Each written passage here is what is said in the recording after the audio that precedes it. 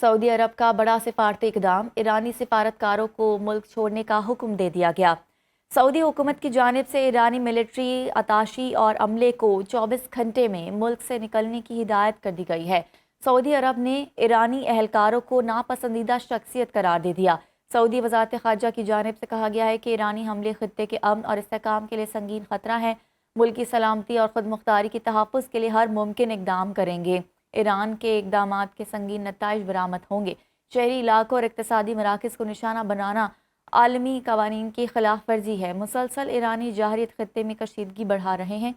ایرانی مشن عملے کے 5 ارکان کو ملک چھوڑنے کے لیے مطلع کر دیا گیا ہے۔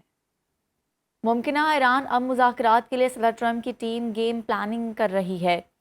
قطر ممکنہ ثالث عمان کو پس منظر میں ڈال دیا گیا۔ ایگزیوس کی رپورٹ کے مطابق ٹرمپ جنگ سمیٹنے پر غور کر رہے ہیں۔ مزید چند ہفتے لڑائی جاری رہ سکتی ہے۔ ٹرمپ ٹیم ممکنہ مذاکرات کے لیے گراؤنڈ ورک میں مصروف ہے۔ امریکہ اور ایران کے درمیان بیک ڈور رابطے جاری ہیں۔ ایران نے فوری جنگ بندی اور حملے نہ کرنے کی ضمانت کی شرط رکھی ہے۔ ایران کا ہٹ جانے کا مطالبہ امریکہ نے مسترد کر دیا ہے۔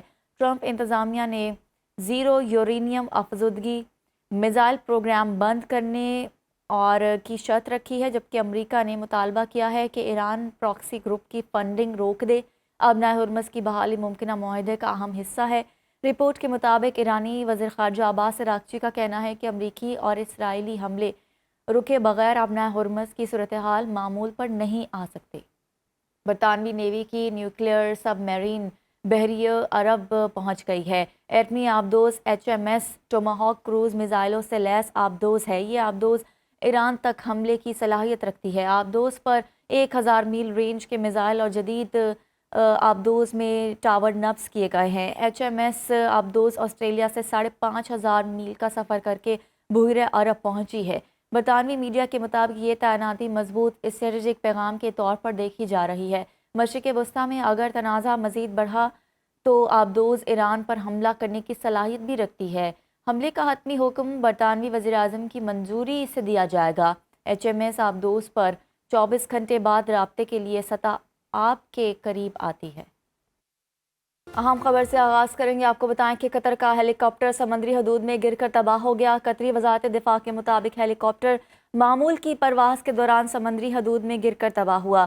ہیلی کاپٹر فنی خرابی کا شکار ہونے کے بعد سمندری حدود میں گرا۔ ہیلی کاپٹر کے عملے اور مسافروں کی تلاش جاری ہے۔ قطر کا ہیلی کاپٹر سمندری حدود میں گر کر تباہ ہو گیا۔ قطری وزارت دفاع کے مطابق ہیلی کاپٹر معمول کی پرواز کے دوران سمندری حدود میں گر کر تباہ ہوا ہے۔ ہیلی کاپٹر فنی خرابی کا شکار ہونے کے بعد سمندری حدود میں گرا۔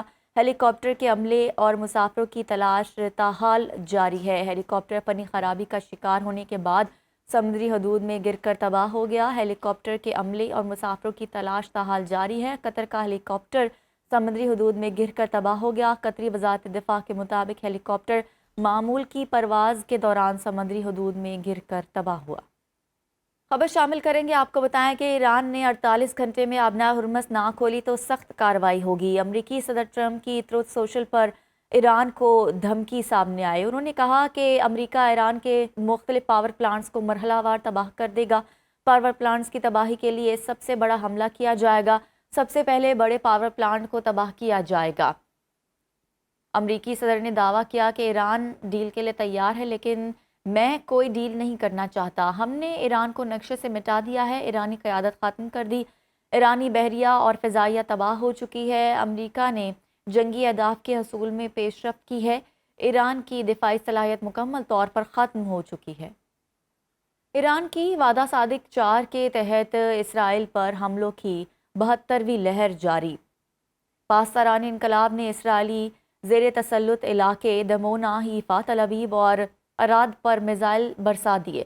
برطانوی میڈیا کے مطابق میزائل حملوں میں 6 اسرائیلی ہلاک اور 100 سے زائد زخمی ہو گئے۔ برطانوی میڈیا کے مطابق دمونہ میں ایرانی حملے سے 50 کے قریب افراد زخمی ہوئے۔ دمونہ میں اسرائیل کی ایٹمی تنصیبات ہیں۔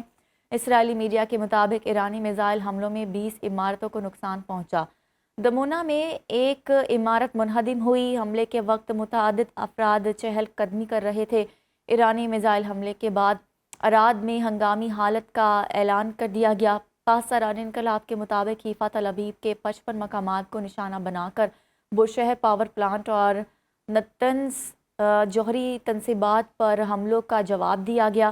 اسرائیل کا کوئی بھی خطہ ایرانی میزائلوں کی پہنچ سے دور نہیں، دشمن کو ہتھیار ڈال دینے چاہیے، اس سے قبل دیر ہو جائے۔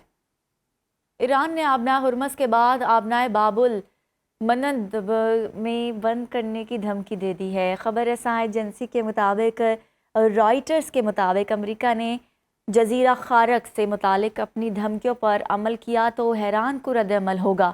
ایران کے پاس بہت سے آپشنز دستیاب ہیں، ان میں آبنائے باب المندب اور بحیرہ احمر میں عدم استحکام پیدا کرنا بھی شامل ہے۔ سعودی عرب کا بڑا سفارتی اقدام، ایرانی سفارتکاروں کو ملک چھوڑنے کا حکم دے دیا گیا۔ سعودی حکومت کی جانب سے ایرانی ملٹری اتاشی اور عملے کو 24 گھنٹے میں ملک سے نکلنے کی ہدایت کر دی گئی ہے۔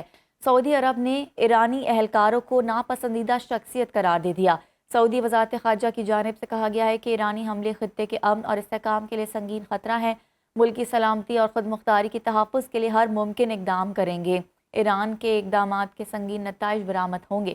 شہری علاقوں اور اقتصادی مراکز کو نشانہ بنانا عالمی قوانین کی خلاف ورزی ہے۔ مسلسل ایرانی جارحیت خطے میں کشیدگی بڑھا رہے ہیں۔ ایرانی مشن عملے کے 5 ارکان کو ملک چھوڑنے کے لیے مطلع کر دیا گیا ہے۔